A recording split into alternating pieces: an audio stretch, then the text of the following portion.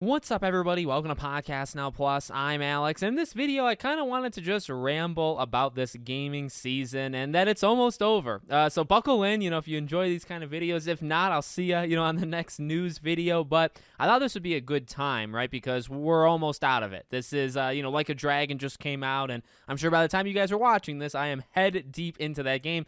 Maybe I've even beaten it by the time. I'm trying to predict the future because I'm recording this on Wednesday. But we went through September. We went through October, and really, I will say, once October ended, it felt like a weight, lifted off my shoulder where, this month is just not nearly as busy. And I mean, we knew that, right? Call of Duty is a game that I actually routinely kind of forget about, which is odd. And I actually tell people, for as many games as I cover, the biggest game, maybe outside of Fortnite, right? The biggest game that I do not care about nor, even care to cover on the channel is Call of Duty, to the point where I do forget, I know it comes out every year, but I do forget about its existence. When I've talked about November and Like a Dragon and Persona, right? Those are my two games. Those are the games I've mentioned constantly as we've entered this fall, and Call of Duty is just not a game that's really, on my list. But Like a Dragon, Persona 5 Tactica is not out yet, but it is coming, and I cannot wait to play it. In fact, it even leaked, I believe, right on Steam a few days ago, and you could play the game for a few hours, so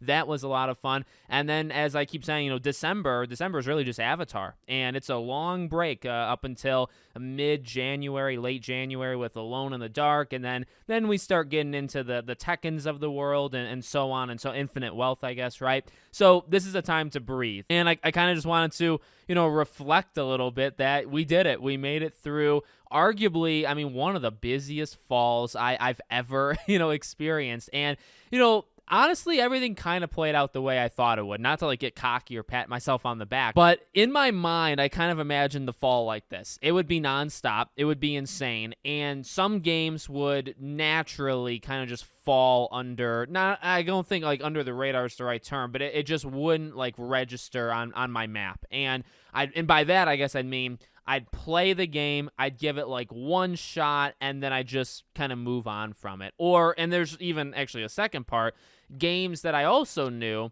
I would play, I would get the experience that I kind of expected or wanted, let's say, from that game, and I would also move on from it. And a lot of games have served that purpose. There are some games I want to go back to, and I made a video on that a few weeks ago. Baldur's Gate kind of kicked everybody off, right, in August, and I played it at least a little bit, I guess, in the context of Baldur's Gate, and then I stopped. And that is definitely a game, I want to go back to. Texas Chainsaw, even. I think that served its purpose for me, but I want to go back. Starfield is one I really feel bad about, and it's probably the one that haunts me the most because it doesn't fit in a perfect category. It was a game that I did genuinely like every minute, every hour that I played of that game, I liked it. It just kind of became a casualty of the other games that kind of came out right after, and that's a game I want to go back to. But games like Payday, I think, served its purpose. It came out, I played it a little bit, I liked it, I didn't love it, and I didn't have some of the multiplayer issues other people had, just so everybody's kind of aware. Lies of P, I knew, I've always said, those games are tough for me. They just are. Elden Ring is the only one that I've managed to actually go through, and I've tried a lot of them, the Demon Souls of the world, and a lot of the From Software ones, but even Neo and things like that, I've tried them. And Lies of P, played for an hour, just couldn't do. I know it's some people game of the year, and I totally believe that. It's just, it didn't work, and because of so many games that were coming out, I couldn't do it. So I just kind of put it down, right? And then I guess on the opposite side of things, games like Mortal Kombat, that served its purpose. I was playing that game for the single player, and while I didn't love, where they took it, I was playing it for the single player, I beat it, and I kind of go back, here and there, but really not all that often, but it did what I kind of wanted. SpiderMan, I 100%ed it. I know there's people that, will still spend hours, swinging around the city, and I think it's fun. I think it's a blast to do that, but that's just not really where I'm at with it. Alan Wake kind of saved itself because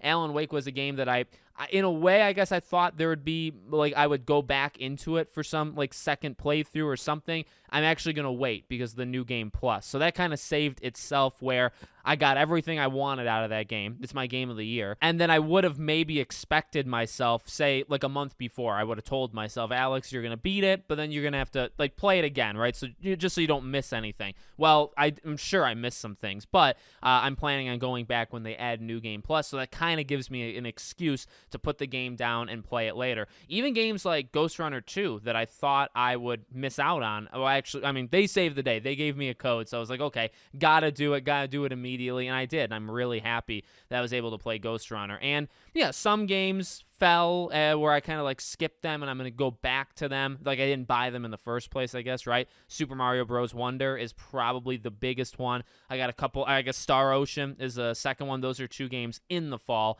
that I skipped. Also, Master Detective Archives back from June is the 3rd game. That kind of trio is what I want to get for, Black Friday. So, again, rambling video because I'm kind of talking almost to myself in this one, maybe not even necessarily to an audience.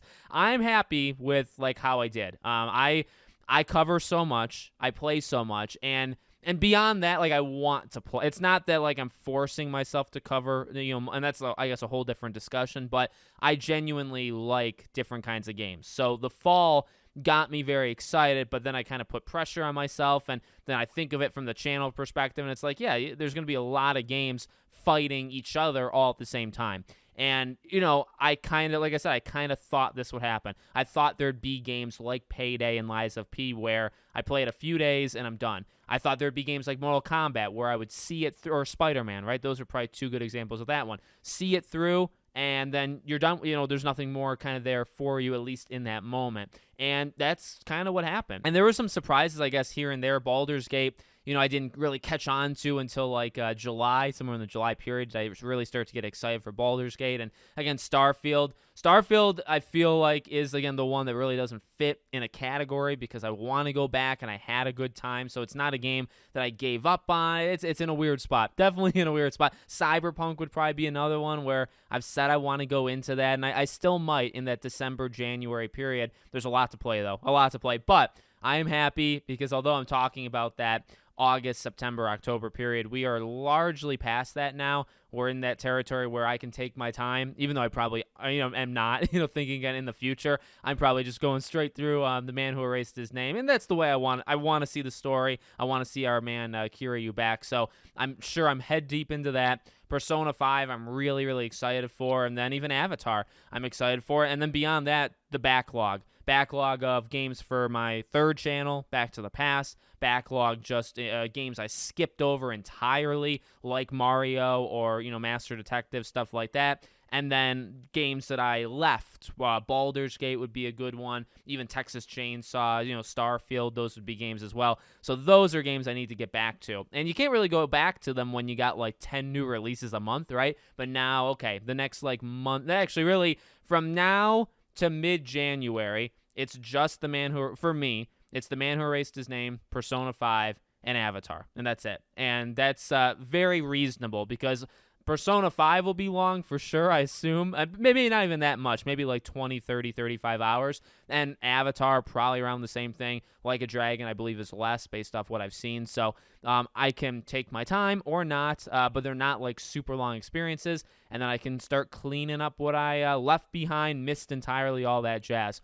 So let me know what you guys think in the comments. Make sure, as always, you're subscribed to the channel for more ramblings like this. Thank you for watching, and I hope to see you all on the next one.